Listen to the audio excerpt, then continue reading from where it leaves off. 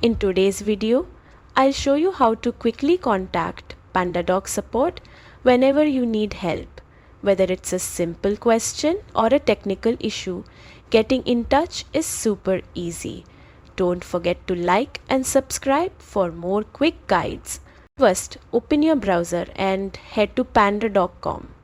Make sure you're logged into your account, since some support options may need verification. Once you're on the dashboard, look at the top right corner and click the Help icon.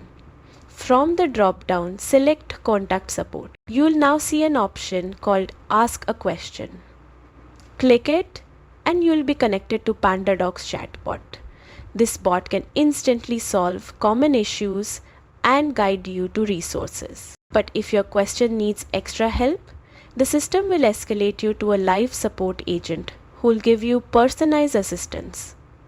While you wait, keep your account ID, error details or screenshots ready to speed things up. And that's it. Contacting PandaDoc is fast and straightforward. If this video helped you, make sure to like, share and subscribe for more tech guides.